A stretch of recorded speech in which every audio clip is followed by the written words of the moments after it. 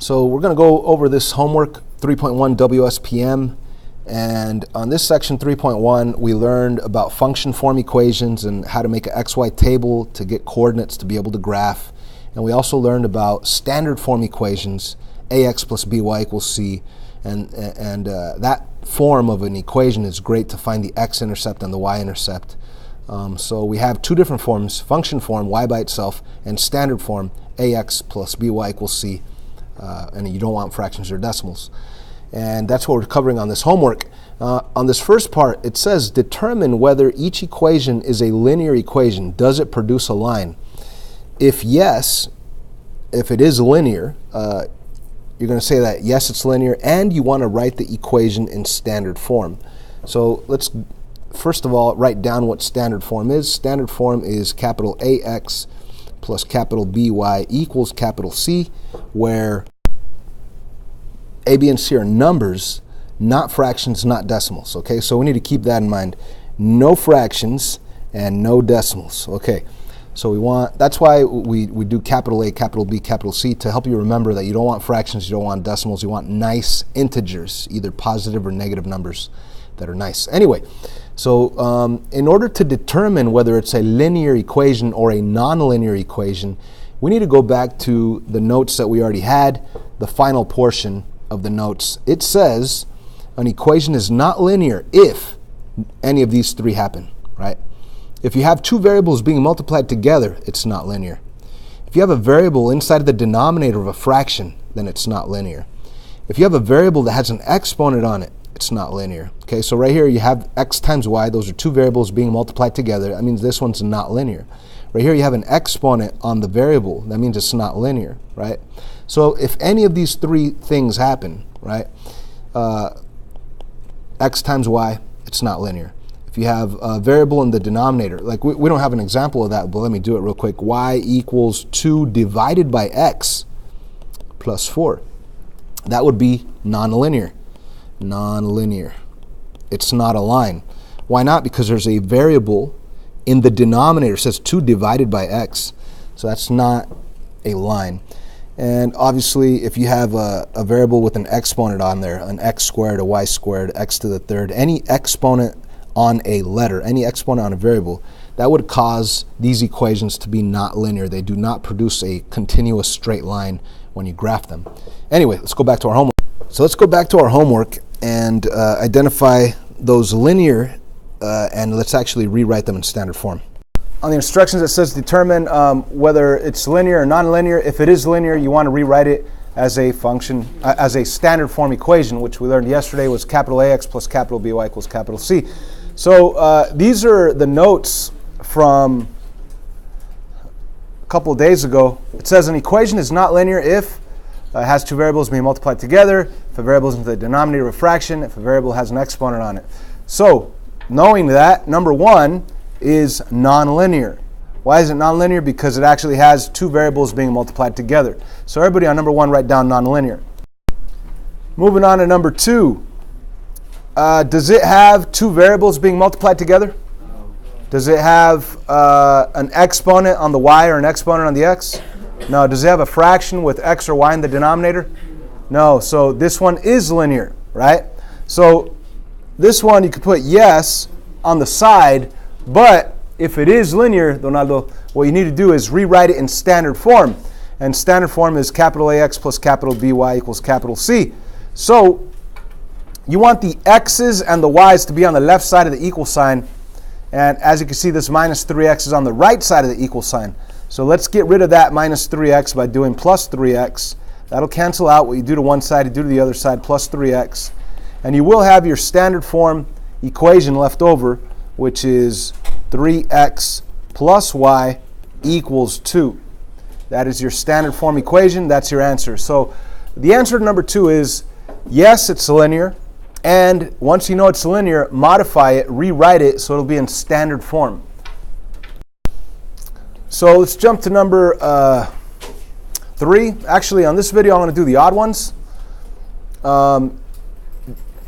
What about those three details? Do you have x times y on this? No. Do you have x squared or y squared?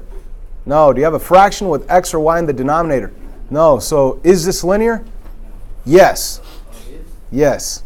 Remember, the notes say an equation is not linear if you have two variables multiplied together, if you have a variable in the denominator of a fraction, if you have a variable with an exponent on it, then it's not linear. That's what the notes said, right? So right here, none of that happens, so it is linear, so you would say yes. But on the instructions, it says if it is linear, rewrite it in standard form. So you want ax plus by equals c, and remember, no decimals, no fractions. So I need to get, what do I need to do to get it in standard form? Remember, you want the x's and y's on the left side. Yeah, you don't want this y, so let's get rid of it by taking it away, subtracting it. Well, you do to one side, you do to the other side, take away y. Now, yeah, right here you can't really subtract 5x, take away y. It's like saying I have $5 and I want to take away one banana, right? They're not like terms, you can't do it. So you're going to rewrite it, and you do want it in standard form, ax and then by and then c at the very end, equals c at the very end. So I'm going to rewrite it with the x term first, 5x minus y. I guess you could put plus -1 if you wanted to, but I would just leave it minus y equals -4. And ladies and gentlemen, that is standard form. It is a line, and it is in standard form. Now let's jump to number 5. So you guys are going to be doing all of these, but I'm going to make this video on the odds, and if you want help on the evens, go back and watch the video on the evens that I'll make later. So on number 5, is this a linear equation, or is it not a line? In order for you to understand that, which you guys need to know for the quiz or test that we have next week, if you have two variables being multiplied together, then it's not a line, it's not linear, right? If you have a variable in the denominator of a fraction, it's not linear. If you have a variable that has exponents on it, it's not linear. So is this not linear, or is it linear? And if you say it's not linear, that means that one of these three things happen, all right? Either this one happens, this one, and this, or this one. One of those three things has to happen in order for it to not be a line, right? It says not linear. So once again, do you have x times y, two variables being multiplied together? Do you have x times y right here? No. So it passes that one. How about a variable is in the denominator of a fraction? You don't even have fractions. How about this one? A variable has an exponent on it. Do you have a variable with an exponent on it? No. So is it not linear? No, it's linear. All right, so we need to know that it is. So right here you would say, yes, it is linear. So yes, it is linear. Okay? Now, if it's linear, the instructions say rewrite it in standard form, capital AX plus capital BY equals capital C. So no fractions, no decimals, and you want the x's and y's on the left side. You don't want this positive 6x. So what do? Subtract 6x. And what you do to one side, you do to the other side. Subtract 6x. You do want to write the x term first, but remember, it's a minus right in front of the x. You're taking away 6x, so you're going to write it as negative 6x plus y equals -7. Now, that is the correct standard form equation. Now, do me a favor, check the answer on the back on number 5. They might not have it exactly like that. Okay, so let me tell you this, guys. On most test generators, multiple choice test quizzes, they're going to want, I'll accept this as an answer, that's fine. But they're going to want, for some reason, they always do the A value being positive. So if you wanted to change this to a positive, you'd have to multiply everything by -1. Okay, so let's multiply everything by -1. In other words, change all the signs. So your final answer will be positive 6x negative y equals +7. It's the same exact equation. It's the same exact answer as above. The only difference is on this one, we changed all the signs. Are you with me? Yeah. So once again, if it were an open response test, I would accept this red one. But if it's multiple choice, it's going to look like this in black. They change that to a positive, change this to a negative, change that to a positive. So make sure you know that sometimes if you don't see your answer there, they might have multiplied everything by -1, which changes a sign on everything. Let's look at number 7. Do we have x times y? No. Do we have x or y squared? No. Do we have a fraction with x or y in the denominator? No. So is this a line? Yes, it's a line. It's definitely linear. So yes, it's a line. We're going to say We'll just put a little yes, as in it is a line. Now we want to get it in standard form. Standard form has x's and y's on the left side and the number on the right side.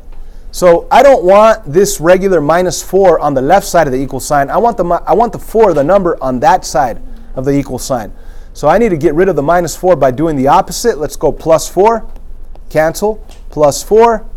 Your final equation is y equals 4. Now, if for some reason you don't see that as your standard form equation, they might put with a 0x right in front. But I would just leave it as this answer right here, but they might write it as 0x plus y equals 4. If I ask you what's the a value is 0, the b value is 1, right? ax plus by equals c. A value is 0, b value is 1, c value is 4. So on the back side, they did not write the 0x, so they just wrote y equals 4. That's the correct answer there. Let's jump to number 9. Another equation. It is linear because you're not multiplying x times y. You don't have x squared or y squared. Some of us are thinking, oh, but you have a fraction. Yeah, but in order for it to not be a line, you would have to have a variable in the denominator. And right here we have a variable on the side, not in the denominator. So if for some reason I had a 2x down here in the denominator, then it would not be linear. But that's not the case. Right here you have a regular fraction, y equals 1. So it is a line. Okay, so it is a line. So we're going to say yes, it's a line. Put yes. And then you need to rewrite it in standard form. Now, we need to remember standard form, it's right here. Capital AX plus BY equals C. A, B, and C are just numbers. No fractions, no decimals. So we definitely do not want this fraction. What could I do to get rid of the fraction? Multiply everything by 2. So put a times 2 right here and a times 2 right there. That cancels. What do I have left? I have y equals 2. Now, if you're thinking, oh, I want an x. If you really want to see an x, you could put a plus 0x right there. That says that there is no x's. But as we know, on the answer sheet, it just says y equals 2. That is in standard form. Moving on to the next section, it says find the x and the y intercepts of each linear function. So they give you the graph. You need to find the x and the y intercepts. Hopefully you guys were paying attention yesterday. An x-intercept is where your line crosses the x-axis. The y-intercept is where your line crosses the y-axis. And algebraically, if you wanted to find your x-intercept, you have to set y equal to 0 and solve. If you wanted to find your y-intercept, you have to set x equal to 0 and solve. So again, we're doing the odd ones here. Let's go to number 11. And we could clearly see that our x-intercept, here's our x-axis, is at 1, 2, 3, 4. It crosses right there at 4. So my x-intercept is equal to 4. Now, if I wanted to give that x-intercept as a coordinate, as an exact location on the xy plane, that would be 4 on the x and 0 on the y. Okay? So the actual coordinate of that x-intercept, you could write it as 4 on the x and 0 on the y. So what's the x-intercept? It's 4. Why is it 4? Because it crosses the x-axis of 4. Or you could give it as an exact location, the x and the y value for 0. Okay. How about the y-intercept on number 11? Y-int, what's the y-intercept? You got to see where it crosses the y-axis. 1, 2, 3, 4. So you could say that the y-intercept is 4. Or you could give the exact location, which would be 0 on the x, 4 on the y. Okay, so either one's good. So in the test, on the test, it'll be shown. It'll be specifically like as a coordinate, or they'll just give it to you as a multiple choice. X-intercept is this, or y-intercept is that, right? So let's jump to. So that one's pretty easy. 10 and 12 you should be able to do. If you need help with it, watch the other video. Let's jump to number 13. They want us to graph an equation by making a table. Okay. So we could make an XY table, input-output table. Now this one's so easy because it says y equals 4. The only thing that this equation cares about is that your y values are 4. Okay?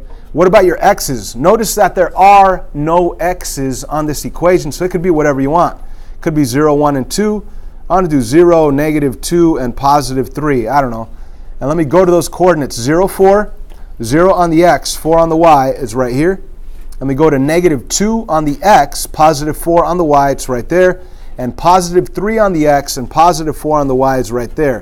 What kind of line do we get? A horizontal line running left to right. Now we also learned this in our notes. The shortcut is simple. If you have y equals a number and there are no x's, it will be a horizontal flat line. Okay? If you have x equals a number, then it's going to be a vertical line running up and down, right? So that one's really easy to do. Let's jump to number 15, the next odd one. Let's make an XY table right here. It is absolutely necessary to make the XY table. Let's plug in some easy numbers like 0, 1, and 2. When I plug in 0 right in here, what's 0 plus 4? Thank you. When I plug in 1, what do I get? 1 plus 4? 5. And when I plug in 2, what do I get? 2 plus 4? 6. So we have these coordinates, 0, 4, 0 on the x, 4 on the y, there it is. 1, 5, 1 on the x, 5 on the y, there it is. 2, 6, 2 on the x, 6 on the y, guess what? I'm off the graph. But nevertheless, we do have a straight line. And remember, let's say you wanted another coordinate right on this xy plane. You didn't have to use 0, 1, and 2. You could have used negative numbers if you wanted to for x. So I could have plugged in a negative 1 right in there. Think about it. Negative 1 right in there. What's negative 1 plus 4? That's positive 3. So think about this. Negative 1 on the x, positive 3 on the y. Negative 1 on the x, 1, 2, 3 on the y. See how it lands perfectly on that line? So if you wanted more coordinates, you don't even have to use x input and output values. You could just extend the line with the pattern. So the pattern is up 1 over 1, up 1 over 1, up 1 over 1. You could go backwards, down 1 over 1, down 1 over 1, down 1 over 1, and keep using that pattern to make other coordinates. So there's your line. They asked us to use an XY table. We did. We found several coordinates. Let's move on to number 17. Now on this one, it says graph each equation by using the x and the y intercepts. So it'd be a good idea to rewrite it in standard form. Okay, so 16 is already in standard form, and then it's really easy to find the x and the y intercepts. To find the x-intercept, you set y equal to 0 and solve. To find the y-intercept, you set x equal to 0 and solve. If we look at number 17, which we're doing the odd one, so let's do this one. I first want to rewrite it in standard form. So what would that be? How do I get this into standard form where I have x's and y's on the left side and a number all by itself on the right side? What do? Add 5y to both sides. Thank you. Plus 5y cancels. Plus 5y. You can't really add it, so you're going to rewrite it. Here's my new standard form equation. 10x plus 5y equals what? 0, because there's nothing there. So you could see the standard form equation. The a value is 10, the b value is 5, the c value is 0. Now, once it's in standard form, it's easy to find the x-intercept and the y-intercept. I usually write out x int, y int, squiggly line in between. And in order to find the x-intercept, we must set y equal to 0. I like to put this in a cloud because that's what you need to know. All right, you need to take this y value and put a 0 right there. So your new equation would be 10x plus 5 times 0 equals 0, which is really just 10x equals 0. And you'd have to divide by 10, but 0 divided by 10 is still going to be 0. So the x-intercept is 0. Now, if you wanted to write that as a coordinate, that means that the x value was 0, and we originally set the y value to be 0. So that is the x-intercept at 0, 0. Okay. Now the y-intercept would be setting x equal to 0. Again, I put that in a little cloud because that's what you need to know in order to find the y-intercept. You set x equal to 0. So when you rewrite your equation, all you have to do is put a 0 in place of x. There it is. To make a long story short here, when that becomes nothing, and then 5y equals 0, you divide by 5, y still equals 0. So the y-intercept is 0 as well. Your x value is 0, your y value is 0, so the y-intercept location is 0, 0. So what does this mean? It means that your line is going to cross the x-axis at 0 and the y-axis at 0. Now this is really weird. It's a really, really rare case. So in other words, the x-intercept is the same thing as the y-intercept. So normally you get like a point right here and a point right there. Oh, it crosses the x at 3, it crosses the y at 3. You're able to draw your line right through it, right? Or it crosses the x at -1, crosses your y at 3. You're able to draw your line right through it. Right here, both x and y are the same exact point. So normally when you find an x-intercept and a y-intercept, you end up with 2 points, right? And you're able to draw it. Right here, you only ended up with one single point. And how many points do we actually need to actually graph? 2. So I need another point, right? I need another point. So where am I going to get another point from? From an input-output table. Remember, an input-output table gives you all the points you need, as many as you want. And now check this out, though. Let's go back to the original equation. Let's go back to the original equation. What do you want to plug in for x? I mean, don't plug in 0 because we already did that. You want to plug in 1? Sure, why not? Let's plug in a 1 for x. Now, if I did plug in a 1 for x, think about this. 1 right in there into the x. It's going to say 10 times 1 equals -5 times y. So that's really just 10 equals -5y. And if I solve for y, what am I going to get? Yep, when I divide both sides by -5, I'll get -2 equals y. So for my input 1, I get my output of -2.